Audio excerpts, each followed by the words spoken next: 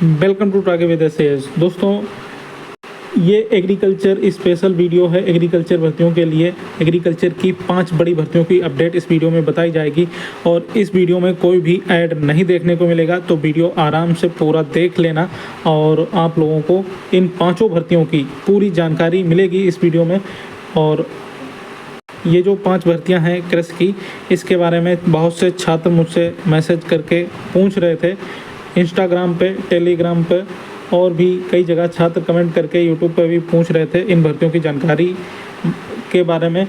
तो पहली है ये यूपीपीएससी राज्य कृषि सेवा एसटीए प्री एग्ज़ाम में सबके नंबर कम हो गए हैं, तो अब मेन एग्ज़ाम के लिए ये रहेगी कट ऑफ। तो क्या कट ऑफ रह सकती है, कितने नंबर किस हिसाब से कम हो गए हैं। इसके अलावा उत्तर प्रदेश से एटीएम बीटीएम भर्ती की क्या अपडेट है, इसके बारे में बहुत से छात्र कमेंट करके पूछ रहे थे। एफसीआई में 15,465 पदों पर जारी होगा विज्ञापन, आरटीआई रिप्लाई के माध्यम से जानकारी प्राप्त हुई है, तो इसके बारे में भी जानकारी दी जाएगी। भारतीय कपास निगम नई भर्ती का ऑफिशियल नोटिफिकेशन जारी हुआ है, इसके बारे में जानकारी दी जाएगी। बिहार में 2,000 ही नहीं 15,186 पदों पर होगी कृषि भर्ती। ऑफिशियल लेटर से पूरी जानकारी दी जाएगी, तो वीडियो को लास्ट तक पूरा देखिए, पूरी बात समझ में आएगी। तो चलिए शुरू करते हैं वीडियो को, देखते हैं क्या इसमें। तो पहले यहाँ पे बात कर लेते हैं यूपीपीएससी राज्य कृषि सेवा प्री एग्जाम में सबके नंबर कम हो गए, अब मेन एग्जाम के लिए क्या रहेगी कट ऑफ।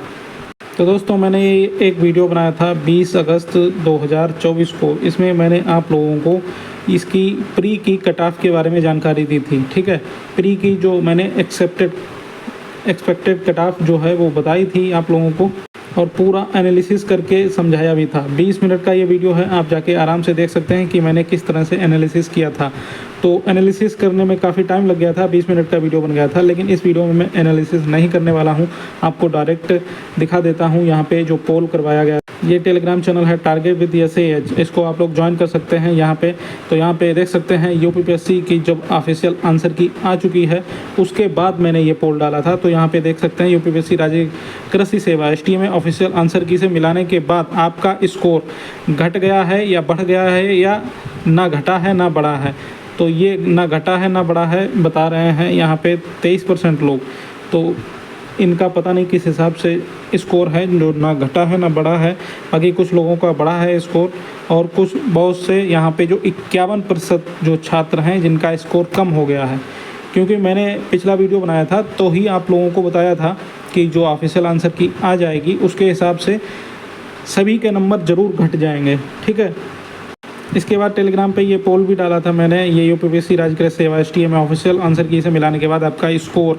तो यहाँ पे देख सकते हैं 40 प्लस बोल रहे हैं 8% लोग, और 8% लोग बोल रहे हैं 45 प्लस, और 11% लोग बोल रहे हैं 50 प्लस, और 14% बोल रहे हैं 55 प्लस, और 14% बोल रहे हैं 60 प्लस, बाकी 11% बोल रहे हैं 65 प्लस, बाकी 10% 70 प्लस, और 6% बोल रहे हैं 75 प्लस, 7% 80 प्लस।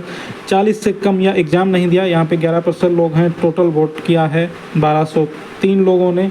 ठीक है, इसी हिसाब से यूट्यूब चैनल के कम्युनिटी टैब में भी मैंने ये क्वेश्चन डाला था, ये पोल डाला था आंसर की से ऑफिशियल आंसर की मिलाने के बाद। यहाँ पे 50 प्लस 34% लोग बोल रहे हैं, 55 प्लस बोल रहे हैं 16% लोग, 60 प्लस 21%, 65 प्लस बोल रहे हैं 11%, और 70 प्लस बोल रहे हैं 19% लोग। तो यहाँ पे आप देख सकते हैं दोस्तों, ये भी मैंने पोल डाला था कि अपना जो यूपीपीएससी में ऑफिशियल आंसर की जो आई है उसमें मिलाने के बाद आपका स्कोर घट गया, बढ़ गया, या ना घटा ना बढ़ा है। तो यहाँ पे 66% लोग ऐसे हैं जिनका स्कोर घट गया है।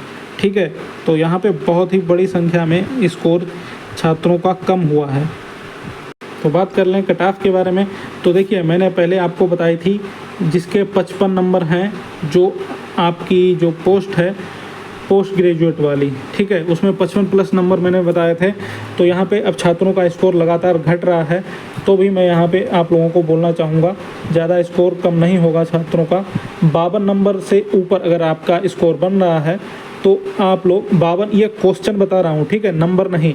नंबर अगर आपको निकालना है तो 52 से 2.5 का गुणा कर दीजिए, तब आपके नंबर निकल के आएंगे, क्योंकि एक क्वेश्चन जो है 2.5 नंबर का है। ठीक है, तो यहाँ पे अगर आप लोगों के 52 क्वेश्चन सही बन रहे हैं निगेटिव मार्किंग को हटाने के बाद, ठीक है, तो आप लोग जो आपका पोस्ट ग्रेजुएशन एसटीए की जो वैकेंसी है उसकी तैयारी, मेन एग्ज़ाम की तैयारी कर सकते हैं, ठीक है। और बाकी जो आपकी बीएससी लेवल की जो वैकेंसी है, बीएससी में ज़्यादा छात्र आवेदन करते हैं और जो पोस्ट ग्रेजुएशन वाले हैं वो भी बीएससी में गिने जाते हैं, ठीक है। बाकी बीएससी में भी अलग से छात्र और ज़्यादा आवेदन कर देते हैं, तो बीएससी में छात्रों की संख्या कम है और वैकेंसी कम है, ठीक है। बीएससी में छात्रों की संख्या अधिक है लेकिन वैकेंसी कम है, ठीक है। तो यहाँ पे मैंने पहले बताई थी 70 नंबर बीएससी वालों के लिए, ये 70 क्वेश्चन, ठीक है। 70 क्वेश्चन अगर आपको लोगों के सही बन रहे हैं तो ये पहले बताई थी। तो अब मैं बोलना चाहूँगा 65 नंबर अगर आप लोगों के बीएससी वाली पोस्ट के लिए सही हैं, 65 क्वेश्चन सही निकल के आ रहे हैं निगेटिव हटाने के बाद, तो आप लोग मेन एग्ज़ाम की तैयारी कर सकते हैं। और बाकी इस बार मैंने आप लोगों को एनालिसिस करके बताया भी था कि वैकेंसी कम है और छात्र ज़्यादा हैं, तो आप लोगों की जो कट ऑफ है वो थोड़ी हाई रहेगी ही। बाकी आप लोगों को एक बार फिर से बता दूं, एमएससी वालों के लिए 52 प्लस अगर नंबर हैं तो आप लोग मेन एग्ज़ाम की तैयारी करें, और जो बीएससी वाले हैं उनके लिए 65 प्लस अगर नंबर हैं, जो क्वेश्चन सही बन रहे हैं आप लोगों के, तो वो मेन एग्ज़ाम की तैयारी करें आराम से, और इन लोगों को मेन एग्ज़ाम में बैठने का मौका मिल सकता है, ठीक है। तो ये हो गई कट ऑफ की बात। अब आगे चलते हैं और अगली भर्ती के बारे में जानकारी देते हैं। अगला नंबर है उत्तर प्रदेश की भर्ती है एटीएम बीटीएम। जब ये भर्ती आई थी मैंने वीडियो बना के आप लोगों को जानकारी दी थी, उसके बाद मैंने उसी वीडियो में ही जो जानकारी दी थी उस वीडियो में पूरा डिटेल में इसके बारे में जानकारी दी थी आप लोगों को। मैंने बताया था इसमें आप लोगों को आवेदन करने के लिए सिर्फ क्लिक करना होता है, सेवा योजना पोर्टल पे सिर्फ क्लिक करना होता है, क्लिक करने से आवेदन हो जाता है। उसके बाद आप इसमें कुछ भी नहीं कर सकते आगे अपनी मर्जी से, क्योंकि इसमें ना एग्ज़ाम देना होगा ना कुछ भी, सिर्फ इंटरव्यू देना होगा। लेकिन इंटरव्यू के लिए क्या करना है कि जब ईमेल आएगा तभी आप लोग इंटरव्यू देने जा सकते हैं, अपने आप नहीं जा सकते। और मैंने साफ साफ बताया था इसमें किस्मत का खेल होता है कि अगर आपके पास ईमेल आ गया, आप लोगों को बुला लिया गया, तब तो ठीक है, आपकी किस्मत मेहरबान है आप पे। अगर ईमेल नहीं आता है तो आप इसमें कुछ भी नहीं कर सकते, ठीक है। क्योंकि गवर्नमेंट की वेबसाइट है सेवा योजना पोर्टल, और वहीं से वो रैंडम लिस्ट बनाई जाती है। रैंडम का मतलब है कि लॉटरी सिस्टम, जो मान लीजिए 2000 लोगों ने आवेदन किया, तो 2000 में से वो कोई भी 100 छात्र बुला लेंगे। अगर उनको 100 छात्रों को बुलाना हुआ, उनके नंबर नहीं देखेंगे, कहाँ से कैसे क्या है ये सब नहीं देखते। बाकी वो ये देखते हैं कि 100 छात्र हैं, बाकी उन 100 लोगों को ईमेल भेज देते हैं, इंटरव्यू के लिए बुला देते हैं। बाकी जो 1800 छात्र या 1900 जो छात्र हैं वो बच गए, तो उनसे उन्हें कोई मतलब नहीं है। तो इसमें ऐसा ही होता है कि अगर आपके पास ईमेल आ गया तो आप लोग इंटरव्यू देने जाएंगे, उसके अलावा आप लोग इसमें कुछ नहीं कर सकते, ठीक है। आप लोग आवेदन कर दें, अगर इंटरव्यू के लिए ईमेल आ जाता है, और ये ईमेल जो है आपके पास 1 से 2 सप्ताह के अंदर आ जाता है, अगर जो आप लोगों को बुलाया जाएगा इंटरव्यू के लिए तो। और बाकी 1 महीने में ही ये लोग पूरी इंटरव्यू लेके ज्वाइनिंग वाइनिंग सब कुछ दे देते हैं, सब कुछ हो जाता है कंप्लीट। मैंने पिछले वीडियो में जब इसके बारे में बताया था, डिटेल में जानकारी दी थी, जब ये वैकेंसी आई थी तभी बताया था कि 1 महीने में ये लोग पूरी प्रोसेस निपटा देते हैं। तो अब इस वैकेंसी को आए हुए 1 महीना से ज़्यादा हो गया है लगभग, तो अब आप लोग इसके इंतज़ार में ना रहें कि आपको कोई भी ईमेल आएगा, क्योंकि जो भी भर्तियाँ जिन कंपनियों के पास जितनी भी वैकेंसी थी उन्होंने अपनी पूरी कर ली हैं। बाकी बाद में कांग्रेस, जो यूपी कांग्रेस है, उनकी तरफ से इस पे जो आरक्षण का मुद्दा है उसको लेके आवाज़ उठाई गई थी, या जो कंपनियां जिन एक्सपायर हो गई थी उनको लेके आवाज़ उठाई गई थी, ठीक है। तो वो एक अलग मुद्दा है, राजनीति का मुद्दा है, वो ऐसे मुद्दे, ऐसी आवाज़ उठाई जाती रहती है लेकिन होता कुछ नहीं है। और ये भर्तियां कंप्लीट हो चुकी हैं एटीएम बीटीएम की, तो अब इसके इंतज़ार में ना रहें आप लोग कि आपको ईमेल आएगा। अगर आगे इसमें कुछ भी ऑफिशियल अपडेट आती है तो आप लोगों को जानकारी अवश्य दी जाएगी। तो बहुत से छात्र मुझसे बार बार कमेंट करके पूछ रहे थे, और इंस्टाग्राम पे भी और ईमेल पे भी और हर जगह पूछ रहे थे, इसीलिए मैं आप लोगों को इस वीडियो में ये जानकारी दे रहा हूँ, ठीक है। बाकी अभी 2-3 दिन पहले ही मैंने आप लोगों को जानकारी दी थी कि एक नई भर्ती आने वाली है यूपीएसआरएलएम। अगर वो भर्ती आ जाती है तो उसकी जानकारी मैं तुरंत आप लोगों को दे दूंगा, और सेवा योजना पोर्टल पे ही आप लोगों को आवेदन करना होगा। उसके बाद भी आप लोगों के साथ यही प्रोसेस होगी, अगर ईमेल आ गया तो आप लोगों को इंटरव्यू देने जाना है, नहीं तो फिर आप उस भर्ती से अपने आप को बाहर ही समझें, ठीक है। ईमेल जो है वो ऑटो जनरेट होता है सेवायोजन पोर्टल से ही। किसको ईमेल जाएगा ये किसी को नहीं पता होता है, ये जो कंपनियां इंटरव्यू लेती हैं उनको भी नहीं पता होता। सेवायोजन पोर्टल एक गवर्नमेंट वेबसाइट है और गवर्नमेंट की तरफ से ही जो है ईमेल जनरेट किया जाता है, ठीक है। तो इसमें कोई भी कुछ भी नहीं कर सकता, ये सब आउटसोर्सिंग वाली वैकेंसी का सिस्टम यही है। आगे चलते हैं, बात कर लेते हैं एफसीआई के बारे में। एफसीआई में 15,465 पदों पर जारी होगा विज्ञापन। आरटीआई रिप्लाई, तो किसी भाई ने एक आरटीआई रिप्लाई लगाई थी और इसके बारे में छात्र पूछ भी रहे थे, तो यहाँ पे ये जगह जानकारी प्राप्त हुई है। तो यहाँ पे खाली पदों का ब्यौरा जो मांगा गया था, और ये देख सकते हैं आप लोग, ये 30/6/2024 को ये अपडेट दी गई है। तो यहाँ पे ये सीरियल नंबर 1 2 3 4 और कैटेगरी 1 फर्स्ट, सेकेंड, थर्ड और फोर्थ एफसीआई में कई कैटेगरी में ये वैकेंसी जारी की जाती हैं। तो यहाँ पे जो टोटल वैकेंसी हैं आप लोग देख सकते हैं, जो सेक्शन वैकेंसी है, जो पद सृजित किए गए हैं एफसीआई में वो टोटल हैं 42,008 पद, जिनमें से इतने पद जो हैं वो भरे जा चुके हैं। 26,543 पद जो हैं वो भरे जा चुके हैं। बाकी जो वैकेंसी खाली है, जो पद खाली हैं वो यहाँ पे दिए गए हैं, आप देख सकते हैं। ये 15,465 पद जो हैं वो खाली हैं, जो चारों कैटेगरी हैं उनको मिला के। अब आपकी जो एग्रीकल्चर की वैकेंसी आती है वो कैटेगरी 1 में भी आती है, इसमें एक्सपीरियंस मांग लिया जाता है। कैटेगरी 2 में जो आती है इसमें एक्सपीरियंस नहीं मांगा जाता है, तो किसी किसी में मांग भी लिया जाता है, अलग अलग पोस्ट पे वेरी करता है। तो ये पोस्ट आप मान के चलिए एग्रीकल्चर वाले आवेदन कर सकेंगे जब ये भर्ती आएगी, और ये भर्ती आपकी आएगी नवंबर-दिसंबर में आ सकती है, ठीक है। और ये कैटेगरी 3 जो आपका AG3 वैकेंसी बोली जाती है, एफसीआई कैटेगरी 3, तो यहाँ पे आप देख सकते हैं 8,453 पद हैं इस भर्ती के लिए। बाकी कैटेगरी 4 में जो आपकी वैकेंसी कैटेगरी 4 की भी आएगी, इसमें 6,232 पद हैं खाली। तो जब ये वैकेंसी जारी की जाएगी तो अलग अलग नोटिफिकेशन हो सकता है आप लोगों को देखने को मिले, 4 नोटिफिकेशन, लेकिन जो वैकेंसी है वो 15,465 पदों पे आपको वैकेंसी देखने को मिलेगी, ठीक है। एग्रीकल्चर वाले ये वैकेंसी और ये वैकेंसी ये दोनों मान के चलें। कैटेगरी 4 में भी आप लोग अगर एलिजिबल होंगे, कहने का मतलब इसमें इंटर वगैरह भी मांग लेते हैं ना, तो आप लोग एलिजिबल तो होंगे ही, तो ये वैकेंसी भी आप लोगों की हो सकती है, ठीक है। और ये 131 सालों में एक्सपीरियंस मांग लिया जाता है। तो बाकी ये नीचे की जितनी भी वैकेंसी है 15,000 से ज़्यादा जो है भविष्य में आप लोगों को देखने को मिलेगी। इसका नोटिफिकेशन नवंबर या फिर दिसंबर तक आप लोगों को देखने को मिलेगा, ठीक है। और इसका एग्ज़ाम भी बहुत जल्दी हो जाता है, और इसकी पिछले साल जो वैकेंसी आई थी वो कंप्लीट हो चुकी है। उसकी वेटिंग लिस्ट भी जारी की गई थी, मैंने टेलीग्राम पे बताया था आप लोगों को। तो इसके लिए आप लोग रणनीति बना सकते हैं। AFO का भी आपका फॉर्म अप्लाई हो रहा है, AFO, और इसका सिलेबस लगभग सेम रहता है प्री के लिए, तो आप लोग इसकी तैयारी भी कर सकते हैं, ठीक है। बाकी GK GS इसमें होता है थोड़ा बहुत। आगे चलते हैं, बात कर लेते हैं भारतीय कपास निगम नई भर्ती ऑफिशियल नोटिफिकेशन जारी।